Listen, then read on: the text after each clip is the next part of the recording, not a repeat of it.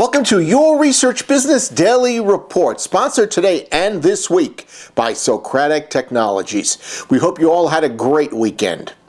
Today, Google Consumer Survey's Paul McDonald returns with detail about publisher problems due to the polling that's been taking place within Google Consumer Surveys, plus an accounting of participating publishers and how much money they actually have been collecting.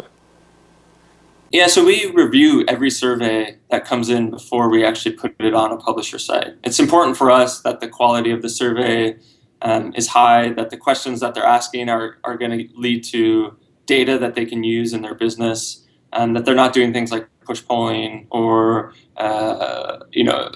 sort of saying things hateful against people or candidates. And so as we review each of those, we'd have to go back to some of the survey creators and have them adjust it.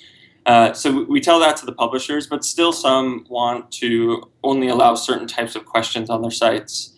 And thus far, we haven't provided them any controls to do that because we feel like it would be an inventory challenge for us. It would be harder for us to get a representative sample if some publishers could decide that certain types of questions weren't shown on their site. And so I guess as we have as we have more volume on the publisher side, we'll be able to make those decisions and give them controls. A lot of the political candidates and political type questions are targeting the states that are sort of up in the election, and the states that can sort of change the election.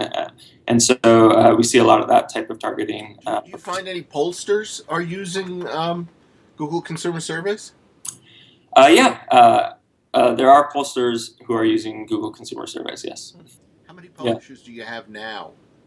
So we have over 100 now. At the beginning, we had about 20. And in the group of 100 that we have now includes some of the largest sites on the internet. So places like YouTube, which 93% of people on the internet visit YouTube during a certain a week period of time, 7-day period of time. And so we have some of those very large sites, and then we have a lot of small regional papers, which gives us really good geographic reach. Overall, we're still trying to grow that publisher base, because the more publishers we can get, the closer we can get to a representative sample, or almost a census sample of the U.S. Yeah, so we've been talking to, I think, every major publication there is out there. Some of these deals take longer to come to fruition because of sort of a bunch of different factors. A lot of deals that we have going, we already have sort of other lines of business working with those companies, and so there's negotiations taking place there. But yeah, every major publication that you can think of online, we've talked to, and most of them were either in progress in making some of these deals happen, or we've already heard from them that they're not interested. Are you free to share with those newspapers the results, the revenues and such being generated by the existing publications that are in your base? We share an average of what's happening across our publisher base. So right now, the average RPM, or revenue per 1,000 impressions, is in the $12 to $15 range for those sites. And I think if you look at sort of the RPM across the internet, the average is about $2. So we're almost an order of magnitude larger in terms of revenue for these papers. When a user goes to a page that has one of our surveys and they complete the survey, we pay the publisher 5 cents for that response. Now, not everyone who sees the survey actually answers it. So we have to calculate the response rate, the average response rate for that publisher, and then basically come up with a calculation for them as to what they could expect on their paper if they implemented it. So the average response rate across all of our surveys is 22%, which again, is very much higher than any other survey platform I think that's out there. And the reason is that it's so high is because people only have to do 1 or 2 questions to get access to this content. And we give them a really good incentive to do that. They want to read the story. I don't want to distract your answer, but has that 22% rate been pretty straight, or has that been up and down? It's been up and down, and it's not up and down.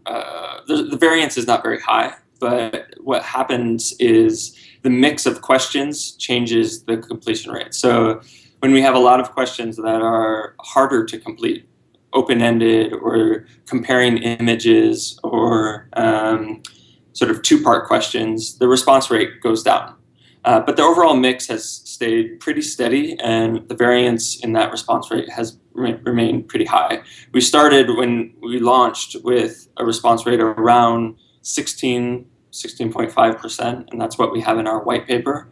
But in publishers now, on average, we're around 20%, 22%. For every 1,000 impressions of our survey, so every 1,000 times that it's seen, we multiply that by the response rate, and then multiply that by 5 cents, and that's how we get to $12 to $15. Like an average, small town paper would send us, I don't know, maybe 100,000 impressions a month. And so we're paying out, you can do the math to multiply that out. But yeah, I mean, I think, again, for these papers, it's a lot of money. Tomorrow, Paul will share with us his quest to increase publisher results, how questions have changed with GCS since June, the use of trackers, and the researcher reaction so far. That's your Research Business Daily Report, sponsored by Socratic Technologies. We hope you have a great research day, and we will look for you again tomorrow.